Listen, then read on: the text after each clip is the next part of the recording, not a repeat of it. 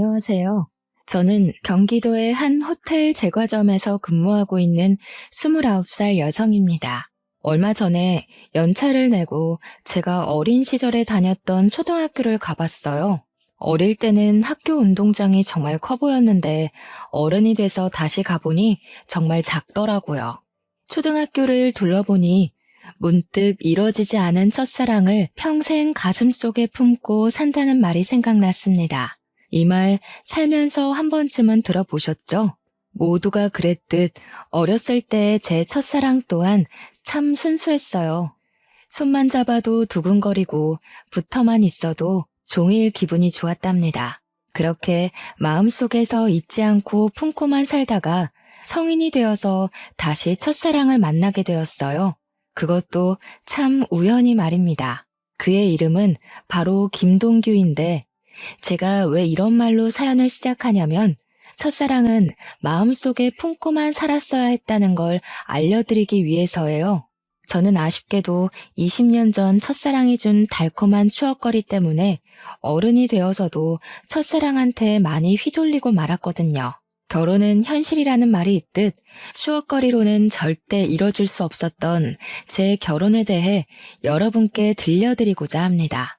동규와 저는 초등학교 때 서울의 같은 동네에서 살면서 가족처럼 지냈던 사이였습니다. 부모님들도 서로 알 정도로 친했고 학교 끝나면 저와 동규는 매일 온 골목길을 뛰어다니며 놀았어요. 그러다가 배고프면 우리 집이든 동규네 집이든 어디든 들어가서 밥을 먹고 또 놀곤 했습니다. 우리는 매일 싸웠지만 그래도 없으면 또 허전해지고 보고 싶은 그런 존재였답니다. 그때는 지금처럼 핸드폰이 있는 것도 아니었고 재미난 게임기가 있는 것도 아니었는데 그냥 동규와 시간을 함께 보낸다는 것 자체가 마냥 즐겁고 행복했던 것 같아요. 우리는 정식으로 사귀는 사이는 아니었지만 친구들은 모두 우리가 사귄다고 생각했고 우리 또한 그것을 딱히 부정하지 않았어요. 그냥 자연스럽게 서로 좋아하는 사이가 되었고 학교가 마치고 저녁 시간 전까지 매일매일을 함께 보냈답니다. 그렇게 매일 놀다가 제가 경기도로 이사를 했어요. 그때는 핸드폰이 없어서 메신저로 한 번씩 연락하고 방학이 되면 제가 서울로 놀러 가기도 하고 동규가 경기도로 놀러 오기도 하면서 만남을 이어갔습니다. 그러다 고등학생이 되면서 자연스레 연락이 끊겨버렸어요. 제가 고등학교 2학년 때였습니다. 처음에 경기도로 이사 왔을 때는 집이 30평대 아파트였는데 이사하더니 20평으로 또 이사하더니 10평대의 빌라에서 살게 되었습니다. 알고 보니 아버지가 사업한다고 경기도까지 왔는데 사업이 잘 풀리지 않아 경제적으로 몹시 어려운 상태가 되었어요. 가정 형편이 점점 어려워지더니 언제부턴가 아버지는 매일 집에서 술만 드셨고 하나뿐인 딸인 저에게는 아무 관심이 없었습니다. 부모님은 하루가 멀다고 돈 때문에 매일 싸우시더니 결국 이혼을 하시게 되었고 저는 엄마와 함께 살게 되었답니다. 엄마와 저 둘이 살면서 경제적으로 정말 많이 힘들어지게 되었습니다. 엄마는 저한테 집안 걱정하지 말고 공부 열심히 해서 대학 가라고 하시며 본인은 식당에서 밤 늦게까지 일하셨어요. 다행히 식당 사장님이 너무 좋으신 분이라 엄마에게 이것저것 정말 많이 챙겨주셨습니다. 명절 때 되면 두둑한 보너스에 딸과 먹으라고 한우까지 다른 직원들 몰래 준비해 주셨어요. 저는 그런 사장님과 엄마의 든든한 지원으로 열심히 공부해서 고등학교 때 성적이 항상 전교 10등 안에 들 정도로 우수했습니다. 성적으로만 본다면 수도권의 대학교 원하는 과에 충분히 갈 수 있었죠. 그런데 대학교가 공부만 잘한다고 갈 수 있는 곳이 아니더라고요. 입학금에 등록금까지 금액이 엄청났고 게다가 학교 다니며 사용할 제 생활비도 있어야 하잖아요. 학비에 생활비까지 도무지 그 금액을 감당할 수가 없을 것 같아 어쩔 수 없이 대학교를 포기했습니다. 지금 대출을 받아가며 대학교에 다니는 것보다 당장 돈을 벌 수 있는 자격증을 따는 게 더 현실적으로 맞는 것 같았거든요. 사실 저는 어릴 때부터 빵을 좋아했고 중학교 때부터는 간단한 빵을 직접 만들 수 있었기에 이런 저의 특기를 살려 제과제빵 자격증을 땄습니다. 그리고 바로 집 앞에 개인 베이커리점으로 취업을 하게 되었어요. 개인 베이커리점이기는 하지만 동네에서는 꽤 크고 유명한 곳이었고 베이커리점 사장님은 호텔 제과점에서 근무하시던 분이라 그곳에서 빵 만드는 기술을 많이 배울 수 있었습니다. 꽃같은 나이인 20대지만 친구들과 만나지도 않고 연애 같은 거는 꿈도 꾸지 못했으며 하루에 3시간에서 4시간만 자고 일에만 빠져서 살았어요. 이런 저의 모습을 좋게 보신 사장님은 호텔 제과점에 계시는 지인분께 저를 추천해 주셔서 27살의 나이에 호텔 제과점에 입사하게 되었고 지금까지 열심히 일하고 있네요. 지금은 이렇게 제과점에서 일하고 있지만 나중에는 제 이름을 건 빵집을 차리는 것이 제 소원입니다. 그래서 그날을 위해 열심히 배우고 일하고 있답니다. 제가 호텔 제과점에 입사해서 일하는 동안 엄마도 열심히 식당에서 일하시며 돈을 차곡차곡 모으시고 식당 사장님의 도움을 받아 엄마가 직접 음식점을 차리셨어요. 처음에는 아주 힘들었지만 그래도 엄마가 오랜 시간 식당에서 일해온 경력도 있으시고 손맛도 좋으셔서 그런지 동네에 점점 입소문이 나서 지금은 대기업 간부들 월급 정도는 순수익으로 나오는 상황이랍니다. 갈수록 엄마의 식당도 잘 되고 저 역시 호텔 제과점에서 일함으로써 이전과는 다르게 조금은 여유 있는 생활을 하고 있습니다. 그러던 어느 날이었어요. 언제나 그랬듯이 저는 호텔 제과점으로 출근해서 일하고 있었습니다. 한창 정신없이 일하고 있는데 어디선가 많이 본 남자가 들어오더라고요. 자세히 보니까 어릴 때 서울에서 같이 놀던 김동규였습니다. 10대 때 헤어진 우리가 20대가 되어 생각지도 못한 장소에서 만나서 신기하기도 하고 너무 반가웠어요.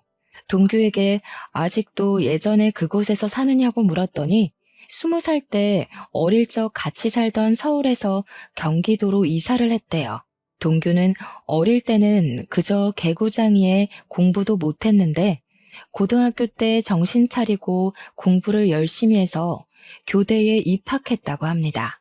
별 문제 없이 무사히 졸업하고 지금은 제가 일하는 제과점 근처에 초등학교 교사가 되었대요. 그러면서 어머니 생신이라서 케이크를 사러 왔다고 하며 오늘은 생신 파티로 바로 가봐야 하니 내일 다시 보자고 했어요. 저는 동규의 말에 제 명함을 건네고 동규 역시 자신의 연락처를 제게 주었어요. 다음 날 일하고 있는데 동규한테 연락이 왔어요. 어제 만나서 반가웠고 케이크를 직접 만든 거냐고 너무 맛있었다고 하면서 맛있는 케이크 만들어 주었으니 오늘 저녁밥을 사겠다고 했습니다. 저녁에 저도 별일 없었기에 우리는 퇴근 후 만나기로 했어요. 평소에는 잘만 흘러가던 시간이 그날은 느리게 흘러갔습니다. 1년 같은 하루가 지나 퇴근하고 만나기로 한 식당으로 향했어요. 동규는 학교에서 바로 와서 정장을 입고 있었습니다. 어릴 때 동규는 그저 개구쟁이였고 통통했는데 성인이 된 동규는 외모도 깔끔하고 키도 크고 참 멋져 보였어요. 반면에 저는 온종일 빵가루 묻히며 일해서 옷도 펑퍼짐하고 신발도 운동화 차림이라 뭔가 부끄럽더라고요. 지금 어디서 살고 있냐고 물어보니 동규는 우리 집에서 30분 거리에서 살고 있었습니다. 그날 우리는 간단히 맥주를 한잔하며 그동안 살아온 이야기를 했어요. 동규는 우리 부모님이 이혼했다는 소리를 듣고 놀라기도 하고 그동안 힘들었겠다며 위로를 해주었습니다.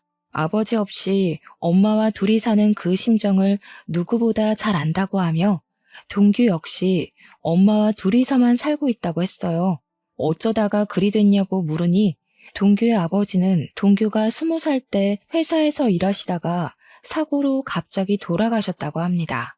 그래서 제가 너도 참 아버지 없이 힘들게 다녔겠다고 했더니 아버지의 빈자리가 크기는 컸지만 그래도 아버지께서 돌아가실 때 사망보험금을 받아서 그 돈으로 대학교까지 무사히 졸업할 수 있다고 했어요. 우리는 둘 다 아버지 없이 지내는 외로움이 커서인지 오랜만에 만났지만 대화가 정말 잘 통했고 자정이 된지도 모를 정도로 너무 재밌었습니다. 더 이야기하고 싶었지만 아쉽게도 다음날 출근을 해야 해서 어쩔 수 없이 헤어졌네요. 그 후로 저와 동규는 하루도 빠짐없이 연락을 주고받았고 일주일에 3번은 퇴근 후 만나 이런저런 이야기를 나눴습니다. 이야기를 나누다가 우리 둘 다 애인이 없고 아직 어린 시절에 풋풋했던 감정이 있음을 깨닫게 되었고 얼마 지나지 않아 우리는 연인이 되었어요. 연인이 된 그 주 주말 서로의 집에 가서 각자의 어머니께 인사를 드리게 되었습니다. 우리 집에서도 동균의 집에서도 어린 시절 코올리개들이 어느새 이렇게나 컸냐고 하며 너무 좋아하셨습니다. 그러면서 어릴 때 인연이 평생 가면 너무 좋을 것 같다며 두 분 다 우리의 만남을 축하해 주시고 응원해 주셨답니다. 어느덧 우리는 28살이 되었어요. 슬슬 주변에서 결혼한 친구들의 이야기가 들리고 우리도 결혼에 대해서 진지하게 고민을 하게 되었습니다. 우리는 어차피 서로의 어머니를 알고 있으니 바로 상견례를 하기로 하고 상견례 날짜와 장소를 잡았습니다. 약속한 상견례 날이 되었고 저와 엄마는 먼저 식당에 도착하고 이제 예비 남편이 된 동규와 동규 어머니는 10분 정도 후에 도착했어요. 어머, 이게 얼마만이에요? 잘 지내셨죠? 그런데 아버님은 어디 가시고 왜 혼자 오셨어요? 엄마, 사실은 희준의 부모님 고등학교 때 이혼하셔서 희준은 지금 엄마랑 살고 있어. 뭐? 이혼? 희준 네가 이혼했단 말이야? 아니 어쩌다가 너는 왜 그런 말을 미리 안 했어? 이혼 가정이면 조금 곤란한데? 성격 문제로 희주 아빠랑 어쩔 수 없이 갈라졌습니다. 그런데 이혼했어도 저는 우리 딸 부끄럽지 않게 키웠습니다. 지금 모아둔 돈도 있고요. 그러니 우리 집 가정 형편 말고 희주 자체만을 봐주세요. 맞아. 엄마도 어릴 때 희주 엄청 야무지다고 좋아했잖아. 그리고 솔직히 우리도 아버지 돌아가셔서 안 계시는데 그럼 똑같지 뭐. 안 그래? 얘는 아버지가 사고로 어쩔 수 없이 돌아가신 거랑 부모님이 싸워서 이혼한 거랑 같니? 그리고 어릴 때 야무지다고 해도 결혼 생활은 또 다르지. 참, 저번에 집에 왔을 때 물어본다는 거 깜빡했는데 너 대학교는 어디 나왔니? 저 사실은 대학교는 가지 못했어요. 대신에 20살부터 계속 제과업계에서 경력 쌓아서 지금 호텔에서 근무하고 있는 겁니다. 뭐야, 그럼 고졸이야? 우리 집은 나, 먼저 하늘에 간 우리 남편, 우리 아들까지 셋 다 대졸인데 말이야. 너랑 동규랑 결혼하면 우리 집에서 너만 고졸이네. 고졸의 이혼 가정이라. 일단 알겠다. 그리고 희주 어머니, 혹시 희주 결혼하면 어떻게 하실 작정이세요? 혼자 사시는 거죠? 어떻게 다 큰 아이들과 같이 살아요. 그리고 저는 식당 운영해야 해서 같이 있을 시간도 없습니다. 동규 어머니, 우리 희주 비록 이혼 가정에서 자라기는 했지만 아버지의 빈자리가 느껴지지 않게 최선을 다해 사랑을 듬뿍 주며 키웠습니다. 그러니 걱정하지 마시고 우리 아이들의 연이 오래되기도 했고 서로 좋아하니 희주 이쁘게 봐주세요. 예비 남편이 미리 저에 대해 말하지 않았는지 예비 시어머니는 제가 고졸의 이혼 가정에서 자랐다는 사실을 아예 몰랐습니다. 예비 시어머니는 상견례장에서 모든 사실을 알게 되자 매우 당황해하며 저를 대놓고 마음에 들지 않아 하셨어요. 그리고 이야기하다가 혼수와 신혼집 이야기가 나왔습니다. 신혼집은 예비 시댁에서 신혼집 혼수는 우리 집에서 장만하기로 하고 예단비 같은 것들은 서로 주지도 말고 받지도 말자고 했어요. 그리고 저와 예비 남편의 일정에 맞춰서 4개월 뒤에 결혼식을 올리기로 날짜를 잡았습니다. 그렇게 상견례는 끝이 났어요. 상견례 후 예비 남편은 친구들에게 우리가 결혼한다고 자랑을 하고 싶다고 했습니다. 예비 남편은 서울에서 고등학교까지 다녀서 꾸준히 초등학교 동창회 모임을 나갔고 여전히 초등학교 동창들과 아직도 연락하고 지냈습니다. 예비 남편은 다음 주 주말에 친구들과 만나기로 약속을 잡겠다고 하며 저한테도 같이 서울에 가자고 했어요. 저 역시 어린 시절 친구들이 보고 싶어서 알겠다고 했네요. 약속한 다음 주 주말. 설레는 마음으로 초등학교 친구들을 보러 갔어요. 중학교 이후로는 처음 보는 친구들이 저를 보며 너무 반가워해주고 저도 어린 시절의 그 모습 그대로 있는 친구들을 보니 신기하고 마냥 좋았습니다. 친구들은 우리가 결혼을 한다니 어릴 때 그렇게 손잡고 다니더니 결혼까지 하냐며 진심으로 축하해 주었어요. 친구들은 결혼식에 꼭 갈 테니 청첩장 나오는 대로 연락 달라고 하고 신혼집 정리되면 집들이 하라고 상화였습니다. 우리는 너무 반가워하며 밤늦게까지 신나게 놀다가 지하철 막차를 타고 겨우 집으로 들어갔어요. 친구들에게 결혼 사실을 알린 후 우리는 본격적인 결혼 준비를 시작했습니다. 일단 결혼식장과 스드메를 알아보러 다녔어요. 남들은 결혼식장 고르고 스드메 준비할 때 많이 싸운다던데 우리 둘은 취향이 비슷해서인지 큰 다툼 한 번 없이 바로바로 결정되었습니다. 그리고 신혼집을 알아봤어요. 우리의 경제적인 형편과 회사와의 거리 등 모든 것을 생각해보니 우리가 살 수 있는 집이 두 채가 있었습니다.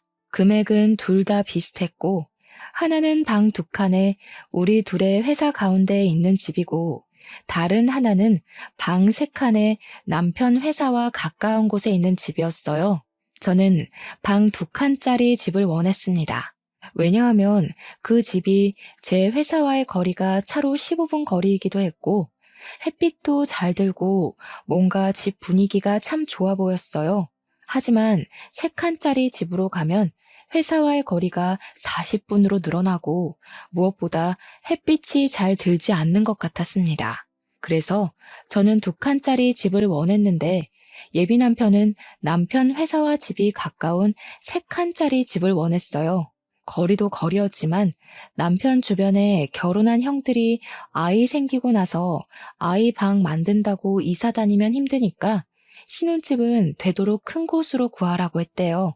게다가 방 세 칸짜리 집은 전에 살던 집주인이 해외로 이민 가면서 냉장고, 세탁기, 장롱, 에어컨 등 어지간한 것들을 다 두고 가는 상황에다가 집주인 성격이 깔끔해서인지 가구들 상태도 최상급이었습니다. 거의 풀옵션인 상황이라 따로 살 것은 침대밖에 없었어요.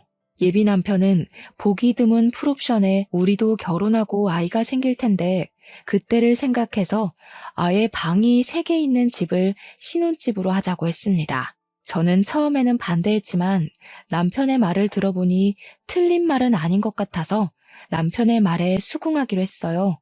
회사와 집의 거리가 멀다는 것이 문제이기는 했지만 저는 출퇴근 시간이 규칙적이지 않아서 아예 새벽 아니면 오후에 출근을 하는 반면 예비 남편은 차가 많이 다니는 시간에 출퇴근하니 차라리 남편의 회사가 가까운 곳으로 가는 것이 더 낫겠다는 생각이 들었어요. 그래서 방 3칸 집을 우리의 신혼집으로 결정했습니다. 저와 예비 남편은 예비 시댁에 가서 방 3칸짜리 집으로 정했다고 말씀드렸어요. 예비 시어머니는 위치며 집 크기, 그리고 풀옵션인 것까지 너무 좋다고 하셨습니다. 집 크기도 그러고 위치도 우리 집이랑 가까워서 좋기는 한데 그럼 침대만 새로 들이면 되는 거 아니야? 요새 결혼은 반반 결혼이 대세라던데. 그러면 어차피 침대 얼마 하지도 않으니 집 살 때 반반 부담하자. 어때? 반반이요? 원래 집은 해주신다고 하시지 않았나요? 그렇긴 한데 그때는 네가 혼수를 다 장만했을 때고 지금은 혼수 장만 다 안 해도 되는 상황이잖아. 그리고 희주 너도 결혼할 때 뭐라도 해와야지 나중에 말이 없잖아. 안 그래? 그니까 그냥 반반씩 부담해서 집 계약하자. 예비 시어머니는 집을 해주시기로 했는데 갑자기 집값을 반반 부담하자고 하셨습니다. 저는 저 혼자 결정할 문제는 아닌 것 같아서 저희 엄마와 의논해보고 알려드리겠다고 했어요. 그날 집에 와서 엄마에게 이런 상황을 말씀드리니 엄마 역시 예비 시어머니와 같은 생각이라며 너무 아무것도 안 해가면 나중에 말이 나온다고 하셨습니다. 어차피 지금 상황이 혼수는 거의 할 것 없고 침대 솔직히 그다지 비싸지도 않으며 게다가 엄마와 제가 꾸준히 일하고 있으니 경제적으로도 어렵지 않다며 반반으로 하자고 하셨어요. 저 역시 어차피 결혼하면 부부는 경제 공동체로 같이 생활하는 것이기에 반반으로 부담하는 것이 바르다고 생각되어 예비 시어머니의 말에 따르기로 했습니다. 그래서 저와 예비 남편이 함께 그 집을 마련했어요. 당연히 명의도 공동 명의로 했답니다. 신혼집을 구했으니 이제 침대를 알아보러 다녔어요. 내 주변에 결혼한 언니들의 이야기를 들어보면 신혼 때 아예 훗날 태어날 아기까지 생각해서 큰 침대를 사는 게 좋다고 들었습니다. 저와 예비 남편은 둘 다 아기들을 좋아해서 결혼하면 바로 아기를 가질 생각이었기 때문에 패밀리 침대를 사기로 하고 바로 계약했습니다. 그런데 예비 남편이 그 옆에 있던 1인용 침대도 사자는 것입니다. 싱글 침대는 왜 사냐고 했더니 부부 침실로 사용할 큰 방을 빼면 방이 2개가 남는데 이 방 중 하나를 게스트룸처럼 사용해서 어머니들이 오시면 그 방에서 주무시게 하자는 거예요. 사실 아기 생기기 전까지 방 하나는 남편 취미방으로 사용하고 다른 방 하나는 제 서재로 사용하려고 했는데 뭐 이렇게 하는 것도 나쁘지 않겠다 싶어 싱글 침대도 계약하고 작은 장롱까지 계약했습니다. 이렇게 가구까지 다 샀고 결혼식 전에 가구만 집에 들이면 되었어요. 이어서 웨딩 촬영도 하고 청첩장도 만들었습니다. 저와 예비 남편은 지인들에게 청첩장을 돌리며 행복하게 살 날만 손꼽아 기다리고 있었어요. 그러던 어느 날 일하고 있는데 예비 시어머니한테 전화가 왔습니다. 지금 제가 일하는 곳 근처에 볼 일이 있어서 왔는데 잠깐 나올 수 있냐는 거예요. 마침 한가한 시간이라 잠깐 시간이 될 것 같아 30분 정도는 여유 있으니 가겠다고 했습니다. 예비 시어머니는 호텔 안에 카페에 있을 테니 그곳으로 오라고 하셨어요. 점장님께 말씀드리고 카페에 가보니 예비 시어머니가 앉아있고 저를 보더니 반가워하셨습니다. 지나가는 길에 잠깐 얼굴 보고 싶어서 들렀다며 결혼 준비하느라 바쁠 텐데 신경을 많이 못 써줘서 미안하다고 하셨어요. 그래도 둘이 참 기특하네. 이렇게 알아서 준비를 척척하고 말이야. 사실 오늘 내가 부탁이 하나 있어서 잠깐 보자고 했어.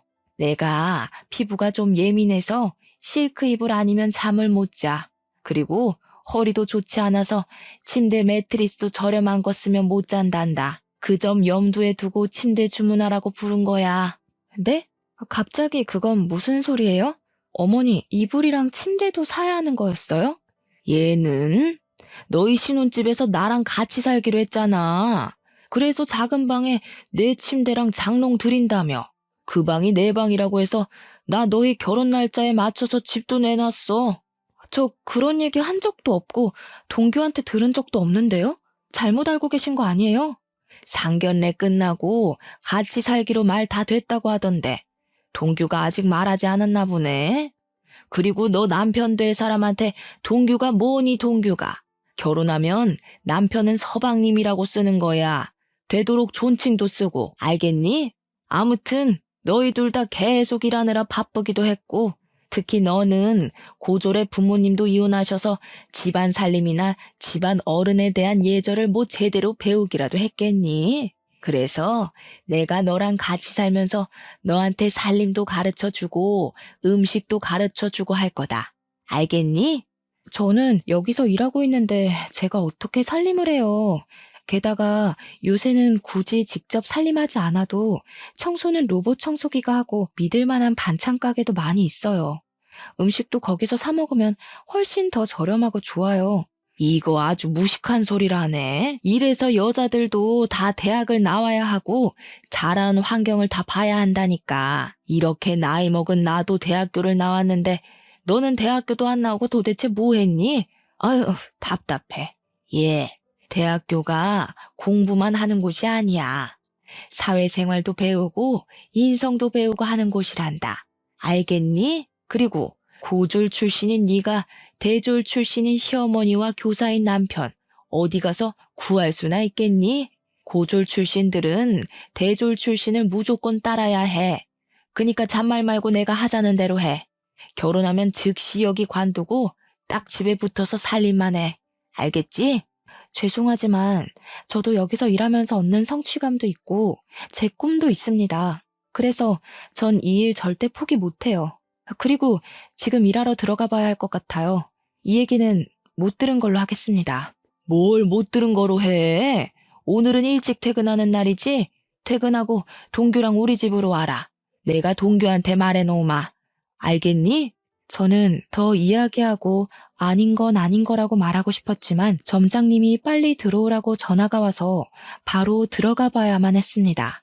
시어머니와 이야기하니 싱숭생숭했어요. 저는 예비 남편과 저 단둘이서만 살기를 바랐습니다. 솔직히 결혼하는 모든 신혼부부가 다들 그러지 않겠어요? 물론 저는 예비 시어머니와 아주 친했던 사이긴 했지만 아무리 그래도 어떻게 결혼하자마자 시어머니를 모시고 삽니까? 게다가 제가 집에만 있는 사람도 아니고 저는 일을 하고 이 일로 반드시 이루고 싶은 꿈도 있는데 그 모든 것을 다 포기하고 집에만 있으라니 말이 되지 않았습니다. 저는 일단 이따가 퇴근하고 예비 남편을 만나 이게 어찌된 상황인지 물어보기로 했어요. 터벅터벅 다시 저의 일터로 가려는데 호텔 카페 사장님이 저를 부르셨습니다. 카페 사장님은 호텔에서 오며 가며 친해진 사이예요. 사장님은 저만 보면 꼭 딸 같다며 저에게 커피 한 잔씩 꼭 타주시고는 하셨습니다. 사장님은 예비 시어머니를 가리키시면서 누구냐고 물으셨어요. 저는 저의 예비 시어머니라고 했더니 사장님은 혹시 이순자 씨 아니냐는 거예요. 저희 예비 시어머니 성함이 맞아서 어떻게 아시느냐고 물었습니다. 알고 보니 카페 사장님과 예비 시어머니는 초등학교, 중학교, 고등학교 동창이었더라고요. 그러면서 어릴 때는 그렇게 찢어지게 가난하더니 커서 성공했나 보다고 하며 예비 시어머니의 과거를 이야기해 주셨는데 저는 정말 뒤통수 한 대 맞은 기분이었습니다. 예비 시어머니는 어릴 때 찢어지게 가난했고 예비 시어머니의 부모님은 시장 구석에서 선짓국밥을 하셨다고 합니다.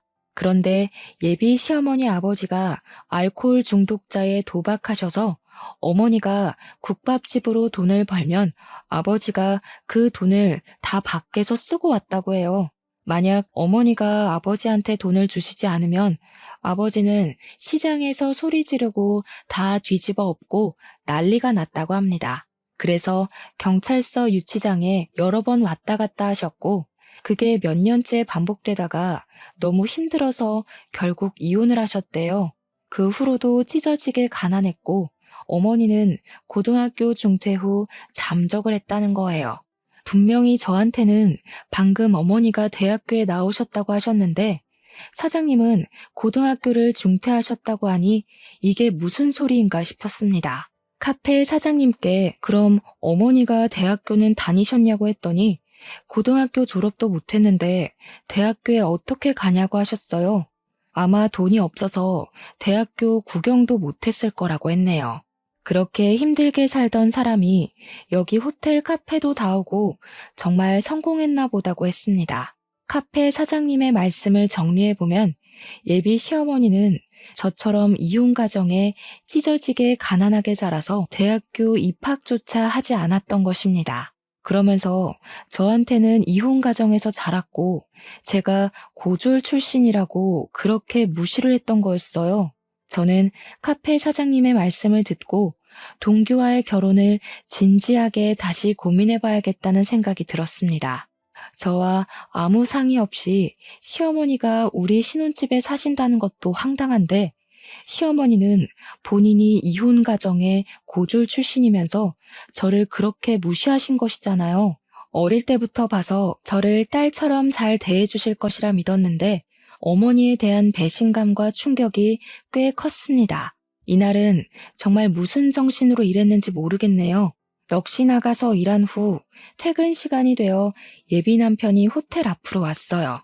저는 예비 남편의 차를 타고 예비 시댁으로 향했습니다. 예비 남편의 차에서 어머니께서 우리와 같이 사는 것으로 알고 계시던데 어찌 된 거냐고 물었어요. 내가 저번에 말하지 않았나? 그때 싱글 침대 둔다고 했던 작은 방 있잖아. 그 방 우리 엄마 방이야. 엄마랑 같이 살면 좋지 뭐.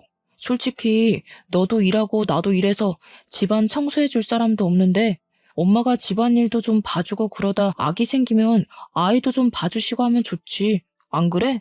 다른 문제도 아니고 어머니와 같이 사는 문제를 왜 나한테 의논 하나 없이 그렇게 막무가내로 진행해? 그게 너랑 의논까지 할 문제야? 어차피 너도 우리 엄마 불편하게 생각하지 않잖아. 그리고 너랑 우리 엄마 사이가 보통의 고부 사이야? 우리 초등학교 때 생각 안 나? 너 뛰어놀다가 흙 묻고 넘어져서 오면 너 씻겨주기까지 했는데 같이 사는 게 뭔 문제야?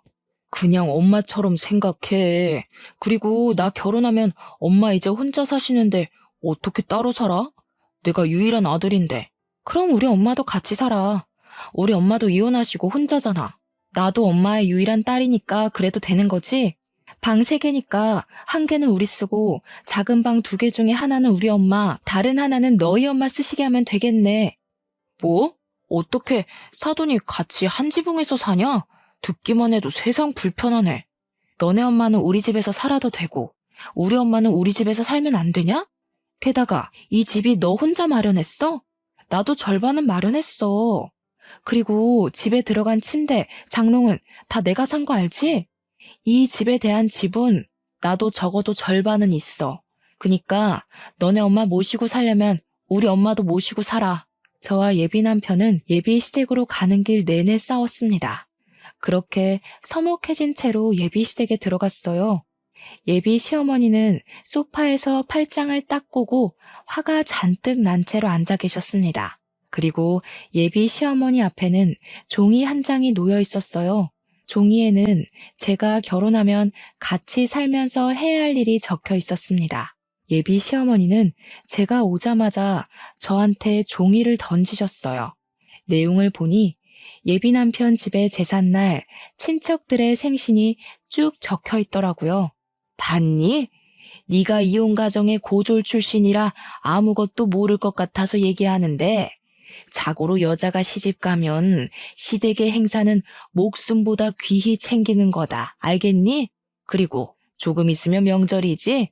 명절날에는 친정에 갈 생각 추호도 하지 말아라. 출가 외인이라고 들어봤지? 고졸 출신이라 모르나? 시집간 딸은 남이라는 뜻이야. 이제 친정은 못 가.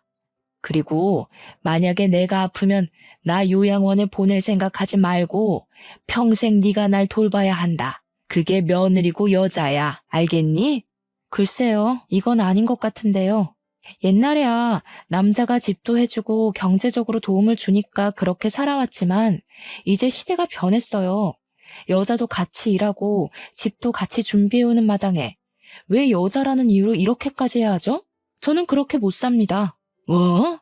그게 지금 말이라고 하는 거니? 어릴 때는 야무지고 똑똑했던 애가 이혼 가정에서 자라서 멍청해졌네. 그래, 너도 맞벌이하고 집도 반반으로 준비해왔어. 그래도 넌 고졸 출신이야. 태생이 고졸이라고. 지금 조건을 비교해봐라. 네가 우리 동규처럼 좋은 대학을 나왔니? 아니면 집안이 좋기를 하니?